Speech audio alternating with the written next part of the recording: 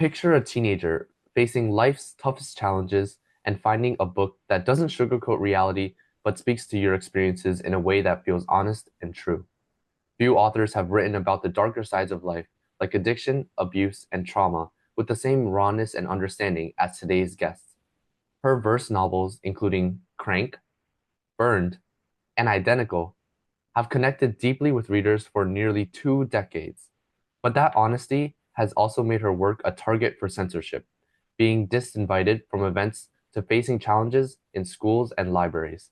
Please welcome a soldier in the anti-book banning army, the fearless Ellen Hopkins. Yay, fearless. I like that one.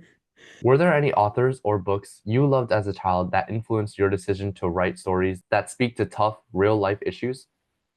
Well, honestly, Stephen King was my big hero growing up. So, but the thing about Stephen King, even though he's writing genre, he's very, very character oriented in within that framework.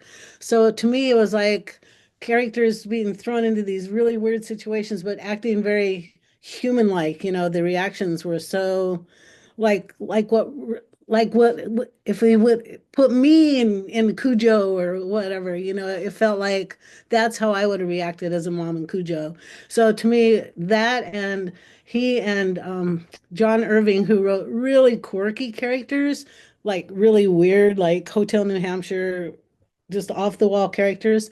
So I just really I've like my stuff's very character driven, and I like exploring all sides of the characters. So like my characters aren't one-sided at all. Nobody's all good, nobody's all bad. You know what I'm saying? And I think that's what makes them feel so real. Your work has deeply impacted readers, especially teens who see their struggles mirrored in your characters. Have you ever heard from a reader who shared how one of your books changed or even saved their life? I've heard from literally thousands who have that, and that's true. Because you mentioned it's been about 20 years since Crank first came out. And so yeah, and social media was just starting to like bloom then too. So I spent a lot of time, and back then when that MySpace was the only social media that was out there, but I built a lot of connection with my readers through social media.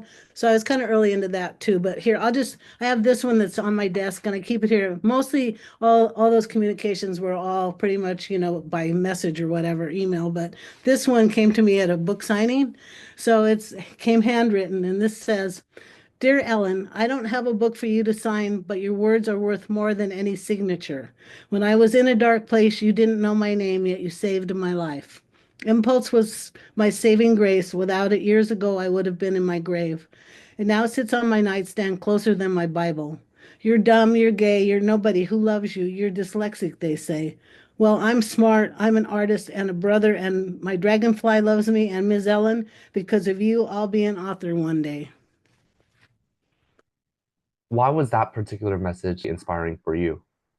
Um, that he took the time to write it out and to give it to me. And this is one of those, like a lot of book signings or school visits or whatever I'm doing. There'll be like one person that waits till everybody else is gone, and then they come and they share their stories with me, and they talk to me about their lives and why my books matter to them. And so those kind of very personal meetings are really important, especially now, because we're going to talk here about censorship and stuff too, but especially when, my books now are being challenged and being called inappropriate for readers. When you have a reader tell you why that book mattered to them, it encourages you to keep fighting.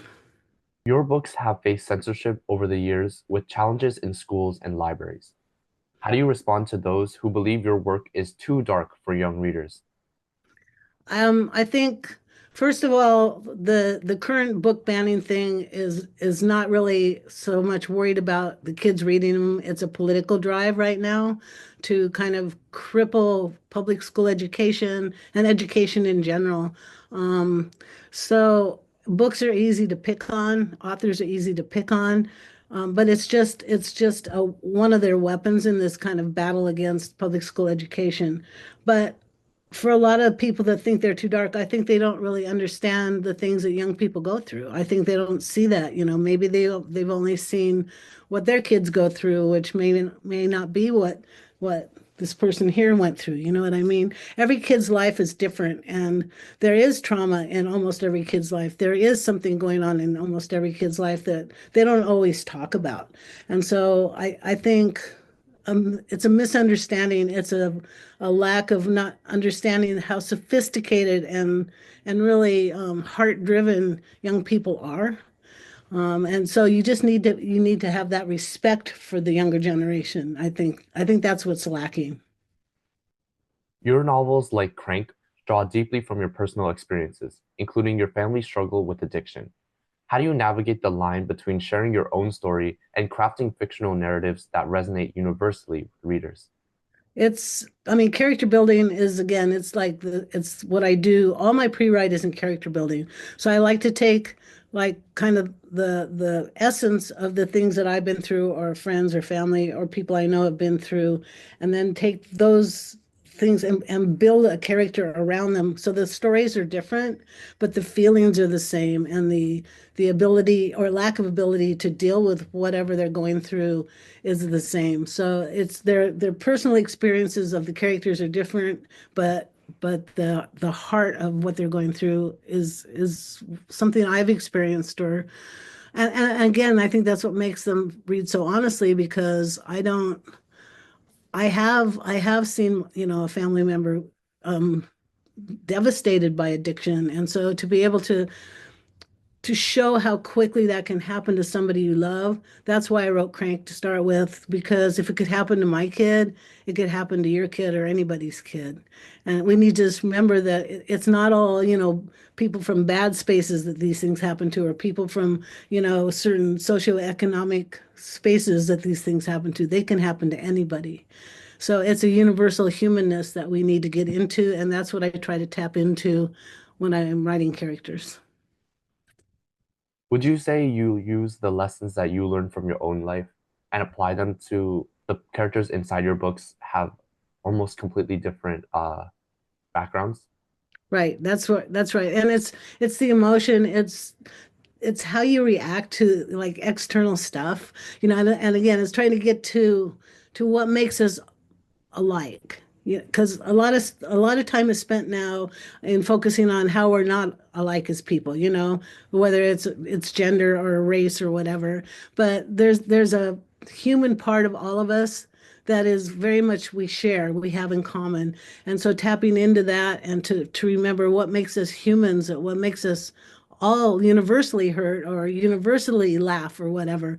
Those are things that are just, we need to remember those things. And so it's why I bring those things into my books, so that we do remember, so that my readers do remember that we are more alike than not.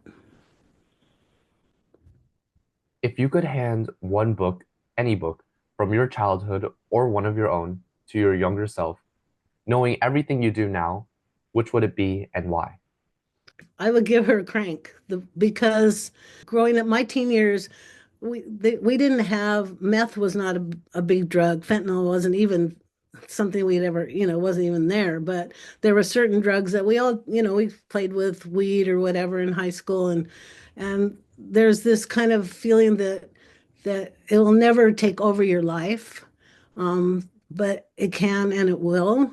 And so that, for if I could have seen that, how the things that I would do as a young mother or whatever would affect my children, I think I would have maybe been a better mom. I hope. I was not a perfect mom for sure. I tried, I really did, but our own life circumstances dictate, how we're able to bring our kids up, and the kind of the outlook we have about our kids. And so I think I would have probably been, it would have been a healthier kind of 20s. Like my 20s were, I don't know how healthy they were, but they could have been better. As we come to a close, Ellen Hopkins has once again reminded us of the power of storytelling to confront the truths we often hesitate to face. Her ability to weave personal experience into compelling narratives has given us countless readers the courage to feel seen and understood. From Crank to her latest work, Sink, Ellen's stories do not just entertain, they start conversations and leave a lasting impact. Thank you for your candor, your passion, and for continuing to write stories that challenge, heal, and connect us all. Well, thank you. Appreciate it. Have a good day. You too. Take care. Bye. Bye.